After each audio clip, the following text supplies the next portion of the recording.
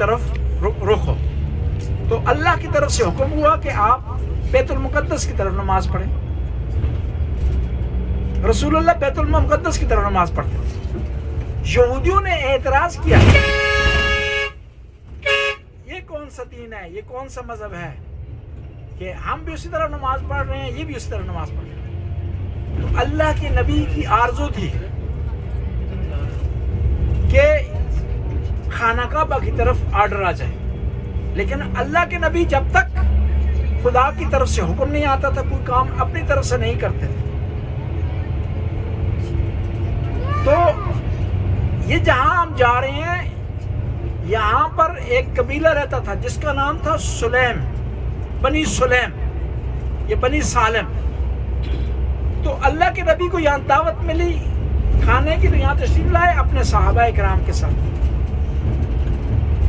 ظہر کی نماز آپ پڑھ رہے تھے تو خدا کی طرف سے حکم آیا دوسری رکعت میں فَوَلِّ وَجْهَكَ شَطْرَ الْمَسْجِدِ الْحَرَامِ, اے اللہ کے نبی آپ اپنے چہرہ مبارک کو, رخ انور کو بیت المقدس سے خانہ کعبہ کی طرف موڑ دیں. اللہ کے نبی نے خدا کے حکم کے مطابق دوسری رکعت میں رخ تبدیل کر دیا بیت المقدس سے خانہ کعبہ کی طرف, اور نماز مکمل ہوئی. صحابہ کرام نے سوال کیا یا رسول اللہ یہ کیا معاملہ تھا؟ اللہ کے نبی نے ارشاد فرمایا کہ مجھے جبرائیل میرے پاس آئے ہیں حکم لے کر کے میں رخ کو تبدیل کر دوں کس طرف؟ بیت المقدس سے خانہ کعبہ کی طرف. اب کچھ لوگ جو کہ منافق تھے, یہودی تھے منافق, انہوں نے چہم گوئیاں کرنا شروع کر دی کہ یہ کیا معاملہ ہے, جو نمازیں ہم نے پہلے پڑھی ہیں ان کا کیا بنے گا, اگر وہ ٹھیک تھا تو یہ کیا ہے, اگر یہ ٹھیک ہے تو وہ کیا ہے. خدا کا ارشاد ہوا وَلِلَّهِ الْمَشْرِقِ وَأَيْنَمَا تَوَلُّوا ثَمَّ وَجْهُ اللَّهِ, کہ مشرق اور مغرب اللہ کے لیے ہیں, جس طرف بھی تم رخ پھیر لو تم اللہ کو پاؤ گے. اور یہ نماز, یہ روزہ, یہ سجدے یہ خدا کے حکم کے مطابق ہے. اللہ جس طرح آرڈر کرے گا اس طرح آپ نے بجا لانے ہیں. اس نے پہلے آرڈر کیا تھا بیت المقدس کی طرف, وہاں بجا لا رہے تھے, اب آرڈر ہوا ہے کس کی طرف؟ خانہ کعبہ کی طرف. تو کوئی ٹینشن کی بات نہیں ہے.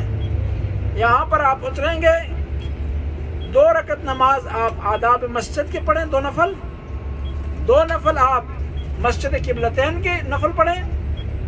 اپنی طرف سے پڑھ سکتے ہیں, اپنے مرحومین جو لوگ فوت ہو گئے ان کی طرف سے پڑھ سکتے ہیں, رشتہ داروں کی طرف سے پڑھ سکتے ہیں, دعا یہاں کر سکتے ہیں.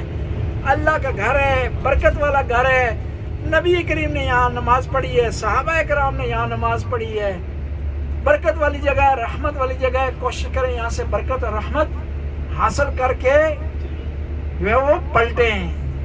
یہ متبرک مقامات ہیں, اور یہاں پر جو ہے وہ جو دعا کی جائے گی دعا آپ کی قبول ہو جائے گی. خدایا ہمارے اس آنے کو قبول فرما, ہماری ان زیارتوں کو قبول فرما.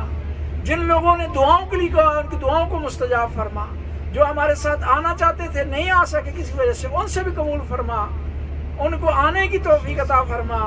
یا اللہ ہماری اولادوں کو, ہماری نسلوں کو یہاں آنے کی توفیق عطا فرما. عمرہ حج بجا لانے کی توفیق عطا فرما. نبی پاک کی بارگاہ میں حاضری دینے کی توفیق عطا فرما. یا اللہ مساجد میں بار بار آنے, بار بار نمازیں, بار بار نفل پڑھنے کی توفیق عطا فرما.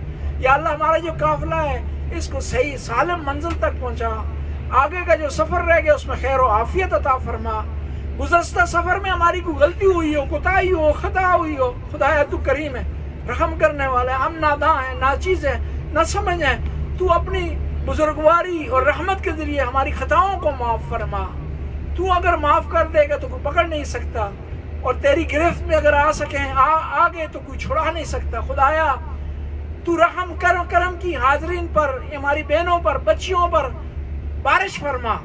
یا اللہ ہمیں یہاں سے خالی ہاتھ نہ پلٹا, جولی بھر کر واپس جانے کی توفیق عطا فرما. ربنا آتنا فی الدنیا حسنہ وفی الآخرۃ حسنہ وقنا عذاب النار. یہاں سے بس سے آپ اتریں گے, مسجد تک جاتے ہوئے درود شریف کی ذکر کی تلاوت کریں. یہاں لمحہ لمحہ کو, لحظہ لحظہ کو, سیکنڈ سیکنڈ کو غنیمت سمجھیں اور عبادت بجا لائیں.